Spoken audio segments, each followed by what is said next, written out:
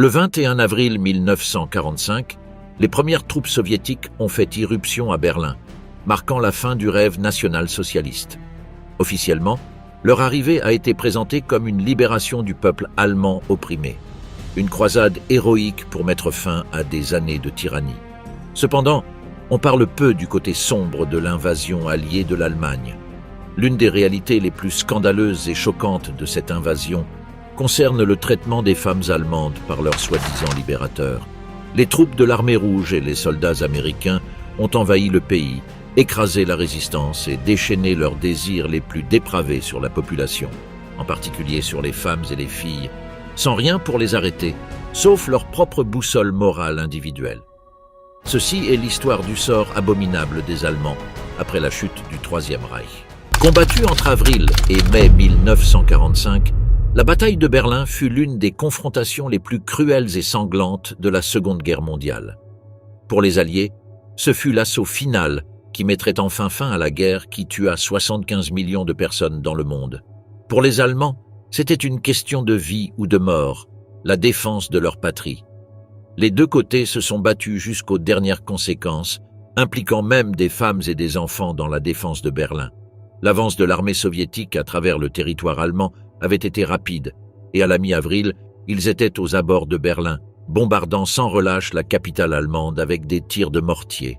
Le 25 avril, Berlin était complètement entouré, et le lendemain, environ 500 000 soldats soviétiques se frayèrent un chemin à travers la ville. Dans son bunker souterrain à Berlin, le Führer était déterminé à sauver la capitale en ruine, et il ordonna au général SS Felix Steiner d'attaquer les Russes avant qu'ils ne puissent lancer un assaut sur Berlin. Mais les troupes de Steiner étaient gravement endommagées, décimées par les combats intenses des mois précédents. La 9e armée, la seule force capable de sauver Steiner et Berlin, avec ses 100 000 hommes et ses 800 chars et canons d'assaut, était immobilisée dans la forêt de Spree par les soviétiques. L'armée rouge comptait 1 million d'hommes et possédait 10 000 chars. Quant au renfort de Hitler à Berlin, il se composait de moins de 5 000 membres de la Luftwaffe et de la jeunesse hitlérienne, tous armés d'armes à main. La ville était condamnée. Pendant la semaine suivante, la bataille pour Berlin fit rage. Fidèles à leur devise « Mon honneur et ma loyauté », les Waffen-SS furent vus combattant férocement avec des membres de la jeunesse hitlérienne, la milice nationale improvisée connue sous le nom de Volkssturm, la Luftwaffe et les troupes de la Wehrmacht. Ici, les soldats reçurent l'ordre de se battre jusqu'à la mort, et quiconque était trouvé en train de déserter ou de se soustraire à ses devoirs était traqué par le bataillon d'escorte personnelle de Heinrich Himmler et pendu au lampadaire le plus proche. Mais même dans les derniers jours de la guerre, la Wehrmacht et la SS se révélèrent être une machine de guerre efficace, redoutable et impitoyable. Même dans les dernières heures de combat dans le chaudron ardent de Berlin, les unités allemandes, manquant de toute provision, y compris de nombreux types d'armes, arrêtèrent et stoppèrent efficacement un certain nombre d'assauts russes. Cependant, aucun patriotisme ni force de volonté ne pouvait arrêter l'avance féroce des soviétiques.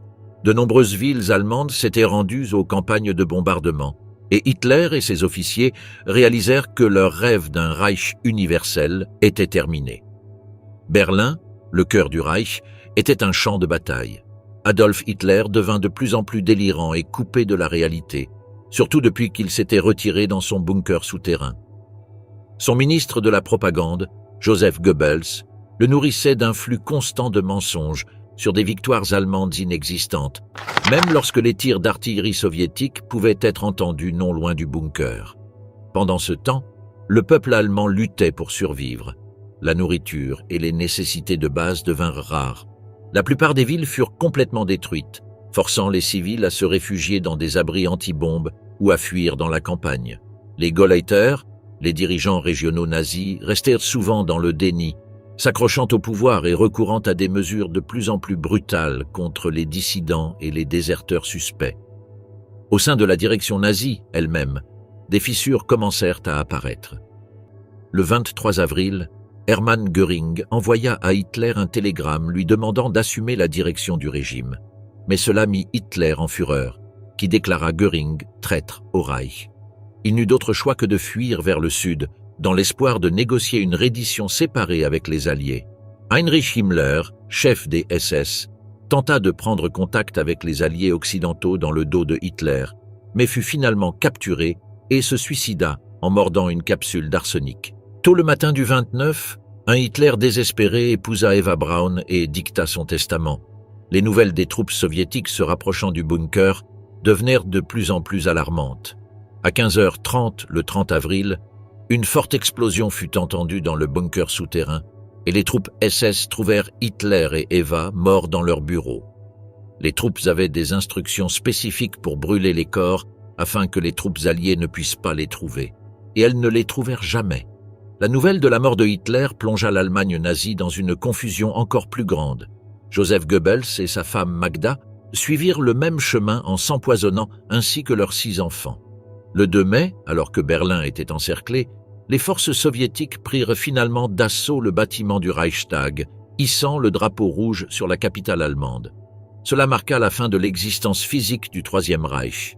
Les combats continuèrent à Berlin et dans d'autres villes allemandes pendant quelques jours, mais le 7 mai, le grand amiral Karl Dönitz, le président nouvellement nommé du Reich, signa un document de reddition inconditionnelle mettant officiellement fin à la guerre en Europe.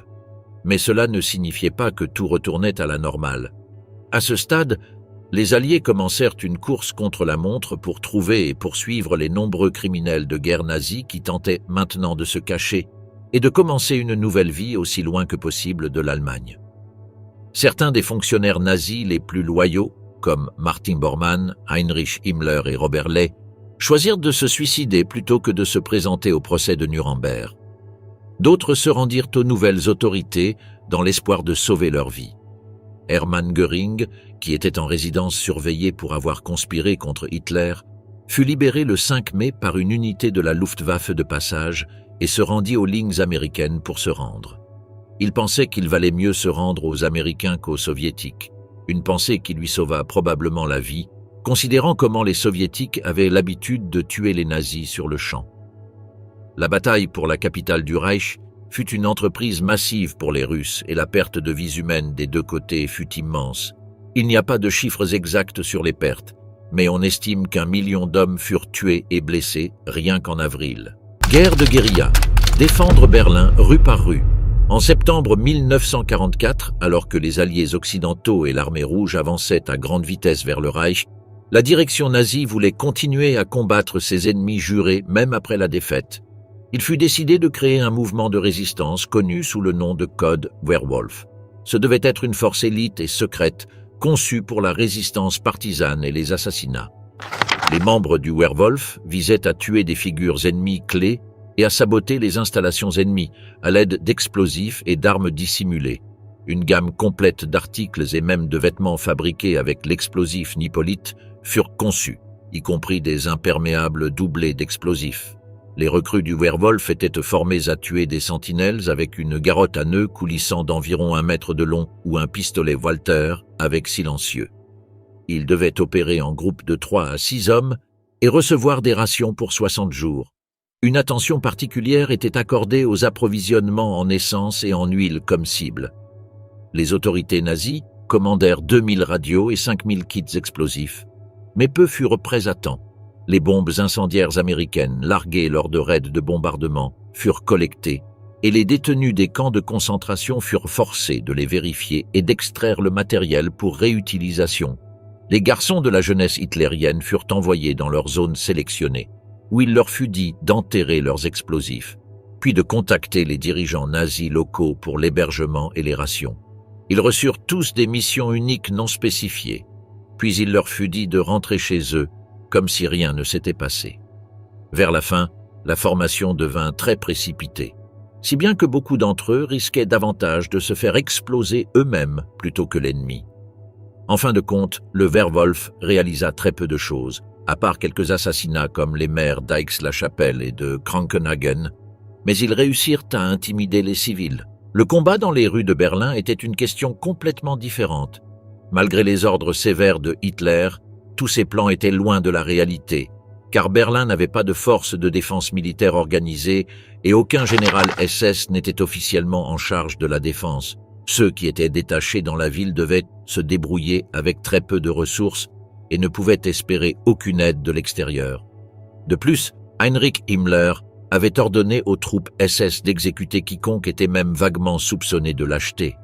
10 000 Allemands furent tués dans les rues de Berlin pendant la période de résistance, car ils rejetèrent les ordres de se battre jusqu'à la mort. Il n'y avait pas de choix pour la plupart des Allemands. Ils seraient tués soit par l'ennemi, soit par leurs propres camarades. Goebbels, en tant que commissaire du Reich pour Berlin, avait ordonné qu'aucun homme capable de porter des armes ne puisse quitter Berlin. Seul le quartier général de la défense de Berlin pouvait délivrer une exemption. La plupart des 17 000 prisonniers de guerre français du Stalag 3D furent mis au travail dans la ville, créant des barricades et creusant des tranchées dans les trottoirs au coin des rues. Certains d'entre eux saisirent l'occasion de fuir, et certains furent tués dans le processus. Finalement, peu de barricades furent mises en place, et il n'y avait personne pour occuper les postes de combat. Le matin du 27 avril, un bombardement d'artillerie intensif de Berlin commença à 9h30, quelques heures après la fin du dernier raid aérien allié. Dans son bunker, Hitler fut terrifié d'entendre les explosions. « Les Russes sont-ils déjà si proches ?» demanda-t-il, visiblement ébranlé. La chute de Berlin était inévitable. Le général soviétique Kazakov avait avancé ses divisions d'artillerie de percée et toutes les autres batteries de canons lourds avec des obusiers de 152 mm et 203 mm.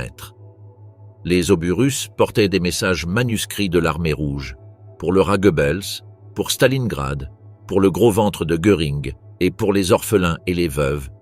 Dès ce matin jusqu'au 2 mai, ils devaient tirer 1 800 000 obus dans l'assaut sur la ville. Les pertes parmi les femmes en particulier étaient lourdes, car elles faisaient encore la queue sous la pluie fine, espérant leur ration de crise. Des corps mutilés furent projetés à travers les places du sud-ouest de Berlin, alors que les gens faisaient la queue devant le grand magasin Karstadt, espérant une ration de viande et de pain. Beaucoup d'autres furent tués dans les files d'attente aux pompes à eau. Traverser une rue se transformait en une course d'un abri précaire à un autre, grâce aux barricades incomplètes. La plupart abandonnèrent et retournèrent dans leurs caves. Certains, cependant, profitèrent de ce qui semblait être la dernière occasion d'enterrer de l'argent et d'autres objets de valeur dans leur jardin ou un lopin de terre voisin. Mais l'implacabilité du bombardement et la chute aléatoire des obus forcèrent bientôt la majorité de la population à retourner sous terre. Le combat dans les rues de Berlin rappela à de nombreux soldats et officiers soviétiques la cruelle bataille de Stalingrad, où la ville fut assiégée pendant 6 mois par une force allemande supérieure.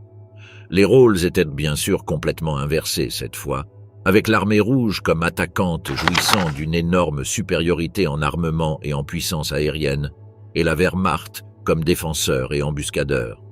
Les Waffen-SS ne croyant pas à rester derrière les barricades de fortune érigées près des coins de rue. Ils savaient que ces obstacles peu efficaces seraient la première chose à être détruite par les tirs d'artillerie. Il était acceptable de placer des fusiliers aux fenêtres des étages supérieurs ou sur les toits, car les chars ne pouvaient pas élever leurs canons suffisamment haut. Mais avec le Panzerfaust, ils faisaient leurs embuscades depuis les sous-sols et les fenêtres des caves. Cela parce que le Panzerfaust était très difficile à tirer avec précision d'en haut. La jeunesse hitlérienne copia les SS avec enthousiasme, et bientôt le Volkssturm suivit les mêmes tactiques. La jeunesse hitlérienne, des enfants formés à tuer, utilisés comme chair à canon. Lors des combats dans les bois, juste à l'extérieur de Berlin, l'armée soviétique fut surprise de constater que de nombreux soldats de l'armée allemande étaient très jeunes. Ils ne le savaient pas à l'époque, mais en raison du manque de puissance militaire, les nazis durent recourir à l'utilisation de leurs troupes de réserve de la jeunesse hitlérienne. Les forces allemandes mal en point dans la forêt de Spree furent donc rejointes par un groupe de très jeunes soldats en formation de la division SS Panzergrenadier Feldherrnal. La plupart d'entre eux avaient entre 16 et 18 ans. Certains, encore plus jeunes. Ils commencèrent à bombarder le bois de chêne, l'un des rares bois de feuillus de la région. Ils étaient environ 350 dans un ensemble chaotique d'uniformes. Certains avaient des casques en acier. Certains avaient des casquettes latérales et d'autres portaient des casquettes à visière. Beaucoup n'avaient rien de plus que leurs uniformes de la jeunesse hitlérienne. Ils étaient intensément fiers de leur tâche, mais beaucoup d'entre eux pouvaient à peine soulever une boîte de munitions pleine et ne pouvaient pas tenir les fusils correctement à l'épaule, car les crosses étaient trop longues pour leurs bras. Lors de leur première attaque, les tireurs d'élite soviétiques les abattirent avec une visée délibérée. Le commandant de l'unité tomba avec une balle dans la tête. Seule une poignée de soldats revint vivante. Cette première rencontre prépara les soviétiques à la situation qu'ils trouvèrent dans la ville de Berlin. La réponse du Führer à l'assaut des brigades de chars soviétiques vers Berlin fut d'ordonner la création d'une division Panzerjagd, ou chasseurs de chars. Mais dans le style typique nazi, cette organisation au nom impressionnant pour détruire les chars ne fut pas à la hauteur de son titre. Elle se composait de compagnies de bicyclettes, principalement de la jeunesse hitlérienne. Chaque cycliste devait transporter 2 lanceurs anti-chars Panzerfaust fixés verticalement de chaque côté de la roue avant et attachés au guidon.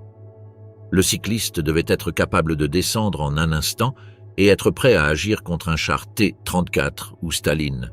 Inutile de dire que cette mission était vouée à l'échec. Certains des responsables de Hitler étaient conscients de la folie que représentait la défense de Berlin à tout prix. Albert Speer, l'architecte du Reich, qui fut nommé ministre de l'Industrie pendant la guerre, suggéra que la 9e armée se retire de l'Oder, contournant complètement Berlin. À son avis, il valait mieux éviter de combattre dans la ville, en portant les champs de bataille à la campagne. Une autre raison importante d'éviter une bataille dans la ville était le recours des nazis à des garçons aussi jeunes que 14 ans comme chair à canon. Certains n'hésitèrent pas à appeler cela ouvertement un infanticide, que ce soit en exploitant le fanatisme de la jeunesse hitlérienne trompée ou en forçant des garçons effrayés à porter l'uniforme sous la menace d'exécution. Les enseignants plus âgés dans les écoles risquaient la dénonciation en conseillant à leurs élèves comment éviter d'être appelés. Hitler et Goebbels, le ministre de la propagande du Reich, étaient sur le point de sacrifier la vie de ses enfants pour une cause qui n'avait aucun avenir possible. Il n'y a pas de source fiable quant au nombre de membres de la jeunesse hitlérienne qui ont participé à la défense de Berlin, mais il est clair que la plupart d'entre eux furent tués. La soi-disant division de la jeunesse hitlérienne créée par le chef de la jeunesse du Reich, Arthur Axmann, fut formée en 1945 au Reichssportfeld à l'utilisation du Panzerfaust, une arme anti-char personnelle similaire à un bazooka. Axmann leur donna des conférences sur l'héroïsme de Sparte et tenta d'inspirer une haine inébranlable de l'ennemi et une loyauté inébranlable envers Adolf Hitler. « Il n'y a que la victoire ou la défaite », leur dit-il. Certains des jeunes trouvèrent leur tâche profondément émouvante. Le fait qu'un détachement de filles appelées les Blitzmädel soit également logé au Reichssportfeld augmenta sans aucun doute l'attrait pour les jeunes garçons. Tant les filles que les garçons pensaient qu'ils se battèrent pour l'avenir de leur pays. Personne ne leur dit, cependant, que leurs efforts étaient inutiles, car la guerre était déjà en train de se terminer. La direction nazie préparait également à cette époque une division d'auxiliaires militaires féminines. Les jeunes femmes devaient prêter un serment d'allégeance qui commençait par les mots « Je jure que je serai fidèle et obéissante à Adolf Hitler, le Führer et commandant en chef de la Wehrmacht ». Les mots faisaient ressembler cela à un mariage de masse. Mais le 30 avril, leur mari collectif les quitterait pour toujours. Peu de temps après, Berlin tomba aux mains des Soviétiques et les destins de ces jeunes femmes devinrent horribles. Misère sans fin pour les femmes pendant la bataille de Berlin. Le régime nazi, qui n'avait jamais voulu que les femmes soient souillées par la guerre ou par quoi que ce soit d'autre interférant avec l'éducation des enfants, exigeait maintenant dans sa désespoir que les jeunes femmes combattent aux côtés des hommes. Les présentateurs de nouvelles à la radio faisaient appel aux femmes et aux filles pour qu'elles prennent les armes des soldats blessés et tombés et participent au combat. On disait maintenant aux femmes qu'elles devaient défendre leur liberté, leur honneur et leur vie. Bien entendu, aucune de ces femmes n'avait reçu la moindre formation militaire. Seules quelques très jeunes femmes prirent les armes. La plupart étaient des auxiliaires rattachés à la SS. Une poignée, cependant, se retrouva impliquée dans les combats. La plupart des femmes à Berlin devaient simplement remplir leurs tâches normales de mères et de femmes dans le Troisième Reich, c'est-à-dire s'occuper des enfants, chercher de la nourriture et de l'eau, et protéger leur foyer. Compte tenu des circonstances, toutes ces tâches devinrent héroïques pendant la bataille de Berlin. La bataille se déroulait dans leurs rues, dans leurs appartements, et même à travers les caves où elles se réfugiaient. Les pertes civiles étaient déjà lourdes. Les femmes allemandes étaient stoïques. Elles restaient en ligne pour la nourriture pendant des heures et lorsque des explosions tuèrent certaines des femmes dans la file d'attente, les autres fermaient simplement les rangs et continuèrent d'attendre. Personne n'osait perdre sa place. Les femmes faisaient la queue pour un morceau de beurre et une saucisse sèche, tandis que les hommes sortaient uniquement pour se mettre en file pour une ration de schnapps. Cela semblait être symbolique. Les femmes se préoccupaient de la survie immédiate, tandis que les hommes avaient besoin de s'évader des conséquences de leur guerre. L'échec des conduites d'eau signifiait des files d'attente plus dangereuses. Les femmes attendaient en ligne avec des seaux et des pichets en émail à leur pompe de rue la plus proche, pompant manuellement l'eau à ramener à la maison. La famine et le manque d'eau, cependant, n'étaient pas le principal danger. Beaucoup de femmes n'étaient tout simplement pas préparées au choc de la vengeance russe, quelle que soit la propagande qu'elles avaient entendue. Tout le monde était au courant des affirmations allemandes selon lesquelles les Russes étaient des porcs et enclins aux agressions sexuelles envers les femmes. Mais personne ne soupçonnait qu'ils puissent le faire de manière aussi ouverte et à une aussi grande échelle qu'ils l'ont fait à Berlin. Les rapports de l'invasion soviétique de Berlin sont horrifiants.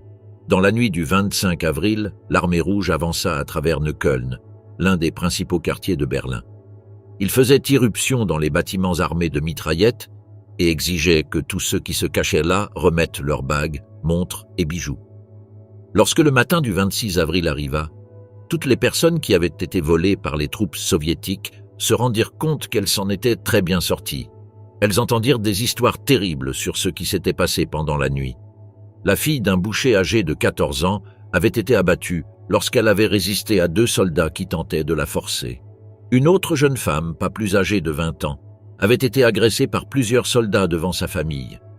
Incapable de supporter une telle horreur, la famille décida de se pendre. Les parents moururent, mais la femme agressée fut secourue par un voisin et amenée dans un appartement sûr. Elle dut vivre toute sa vie avec les cicatrices émotionnelles de cette nuit à Berlin. En raison de l'impossibilité virtuelle d'obtenir une aide officielle, de nombreux soldats et civils blessés furent soignés dans les caves des maisons par des mères et des filles. Cela était dangereux cependant, car les Russes réagissaient à la présence de tout soldat dans une cave, comme si tout l'endroit était une position défensive. Pour éviter cela, les femmes dépouillaient généralement les blessés de leurs uniformes, qu'elles brûlaient et leur donnaient des vêtements de rechange pris à l'étage. Un autre danger apparut lorsque des membres du Volkssturm, décidant de s'éclipser chez eux juste avant l'arrivée des Russes, laissèrent derrière eux la grande majorité de leurs armes et munitions. Les femmes qui trouvaient des armes ne perdirent pas de temps à s'en débarrasser. Elles savaient que l'armée rouge était susceptible d'exécuter tous les habitants d'un bâtiment où des armes étaient trouvées. Au cours des premiers jours et mois de l'occupation alliée de Berlin, il est rapporté que les agressions sexuelles envers des femmes de tous âges étaient devenues courantes. Cela avait été naturalisé par les victimes, les auteurs, les autorités et les témoins. Personne ne faisait rien à ce sujet. Personne ne réagissait aux abus qui se produisaient dans une société étourdie par la destruction, la mort et les bombardements continus. Les femmes et les filles allemandes étaient simplement laissées à la dérive, abandonnées à leur propre sort et au désir des hommes en uniforme. Ce type de crime n'était qu'une des nombreuses terribles humiliations qui accompagnaient la guerre et la défaite. Ces femmes avaient perdu leur maison, voyant les murs s'effondrer sur leurs proches. Elles étaient devenues des réfugiés et se retrouvaient soudainement incapables d'apporter à leurs enfants une miche de pain. Elles voyaient leurs maris tués, mutilés ou faits prisonniers. Ces femmes devaient également voir comment leurs enfants tombaient malades et mouraient, comment leurs parents mouraient également d'une maladie quelconque, comment leurs enfants commençaient à souffrir de malnutrition. L'agression sexuelle quotidienne n'était alors qu'un chapitre de plus dans cet enfer quotidien. Les histoires de violences sexuelles étaient racontées comme une conséquence normale de la défaite. Beaucoup d'hommes et de femmes justifiaient même ces actions et se disaient qu'elles étaient méritées. Les femmes, les filles et même les femmes âgées étaient brutalement attaquées en groupe et en public. Souvent, il y avait une file de soldats attendant leur tour. Elles étaient considérées comme rien de plus qu'un morceau de viande, à peine un objet de désir. Des histoires vraiment choquantes ont survécu de cette époque dans les rues de Berlin. Des soldats pleins de luxure et de désir de vengeance les attaquaient non seulement sexuellement, mais les mutilaient également, laissant leur marque personnelle sur ce qu'ils considéraient comme l'ennemi. Il y a des cas de femmes abattues juste après avoir été brutalement agressées. Il y eut des rapports de corps de femmes retrouvés allongés dans les rues, avec leur corps ouvert de l'estomac à l'anus. Toute cette horreur injustifiable fait également partie de l'histoire de la libération de Berlin. Cruauté indicible lors de l'effondrement du Reich. Les derniers jours de la défense de Berlin, après la mort de Hitler, furent chaotiques. Lors du retrait vers le centre de Berlin, les escadrons d'exécution de la SS accomplissaient leur travail de bourreau avec une urgence accrue et un fanatisme froid. Les escadrons de la SS entraient dans les maisons où des drapeaux blancs étaient apparus et abattaient tous les hommes qu'ils trouvaient, les accusant de lâcheté et de trahison envers le Troisième Reich. Les conditions pour ceux impliqués dans les combats devenaient de plus en plus mauvaises. Les troupes allemandes pouvaient rarement s'approcher d'une pompe à eau. Elles devaient étancher leur soif, exacerbée par la fumée et la poussière avec de l'eau des canaux. Il y avait aussi de plus en plus de cas de dépression nerveuse dus à la combinaison de l'épuisement et des tirs d'artillerie constants. Pour les civils de Berlin, les causes idéologiques ne faisaient plus de différence. Alors que la radio transmettait encore des ordres et des discours de Heinrich Himmler et Joseph Goebbels parlant d'héroïsme et d'honneur, la survie était ce qui comptait pour les civils sous le bombardement. Le pire était à venir. Le général soviétique Kazakov apportait des canons de siège de 600 mm sur des voies spécialement élargies le long de la ligne menant à la ligne de métro Schlesischer dans l'est de la ville. Chaque obus pesait une demi-tonne. L'un des plus grands refuges de Berlin était le bunker Anhalter Bahnhof, à côté de la gare principale. Construit en ferro-béton, avec 3 étages au-dessus du sol et 2 en dessous, ces murs avaient jusqu'à 4,5 mètres d'épaisseur. Les autorités avaient fourni des sièges et des tables en pin, ainsi que des provisions d'urgence de sardines en conserve, mais aucun ne dura longtemps lorsque le carburant et la nourriture étaient en si courte quantité. Le grand avantage du bunker Anhalter était son lien direct avec les tunnels du métro, bien que les trains ne fonctionnaient pas. Les gens pouvaient marcher les 5 kilomètres jusqu'au Nord Bahnhof, sans jamais être exposés. De plus en plus de gens affluaient vers le bunker Anhalter. Les conditions dans le bunker devenaient épouvantables, avec jusqu'à 12 000 personnes entassées dans 3 600 mètres carrés. La foule était si grande que personne n'aurait pu atteindre les toilettes, même si elles avaient été ouvertes. Une femme décrivit comment elle passa 6 jours sur la même marche. Pour les Allemands hygiéniques, c'était une grande épreuve. Mais avec les approvisionnements en eau coupée, l'eau potable était une priorité bien plus élevée. Il y avait une pompe qui fonctionnait encore à l'extérieur de la gare, et les jeunes femmes près de l'entrée prenaient le risque de courir avec un seau pour aller chercher de l'eau. Beaucoup furent tués, car la gare était une cible principale pour l'artillerie soviétique. Mais celles qui revenèrent vivantes gagnaient une gratitude éternelle de ceux qui étaient trop faibles pour aller la chercher eux-mêmes, où elles échangeaient des gorgées contre de la nourriture de ceux qui n'avaient pas le courage de courir le risque eux-mêmes. Aux barrières anti-chars installées aux principales intersections, les membres de la SS vérifièrent les papiers, prêts à arrêter et exécuter tout déserteur. Dans les caves, un flux croissant d'officiers et de soldats allemands commençait à apparaître en vêtements civils. Plus la foule était grande, moins il y avait de chances d'héroïsme de livres scolaires. Mais leur nombre diminuait également à mesure que les soviétiques se rapprochaient. Le nombre de blessés dans le bunker Anhalter avait tellement augmenté à la fin avril que les jeunes femmes avaient fabriqué un drapeau de la Croix-Rouge, utilisant des draps et des rouges à lèvres. Ce fut un effort vain. Même si les observateurs d'artillerie soviétique avaient vu le symbole de la Croix-Rouge à travers la fumée et la poussière de maçonnerie, ils n'auraient pas détourné leurs tirs de batterie. Un bunker était un bunker. Le fait qu'il contienne des civils était sans importance. Cependant, le nombre de personnes à l'intérieur diminuait rapidement, alors que les femmes et les enfants s'échappaient par les tunnels pendant la nuit du 27 avril. Les troupes de la 5e armée de choc et de la 8e armée de garde étaient littéralement à la porte. Le 2 mai, les combats étaient terminés. Mais pour les habitants de Berlin, et en particulier pour les femmes, l'enfer ne faisait que commencer. La Seconde Guerre mondiale était notoire pour ne pas inclure particulièrement de combats de rue, car la plupart des champs de bataille étaient situés loin des concentrations urbaines. La folie et l'obstination d'Adolf Hitler, qui agissait par fanatisme et contre le bon sens, ont amené la guerre dans les rues de Berlin. Quelques 80 000 soldats soviétiques ont perdu la vie dans cette bataille, ainsi que 100 000 soldats allemands et le nombre stupéfiant de 125 000 civils. De nombreux autres ont été blessés et les femmes ont particulièrement souffert entre les mains des forces d'occupation vicieuses. Mais ce sont précisément les femmes qui ont affronté leur destin avec bravoure et courage, et leurs histoires ne doivent pas être oubliées.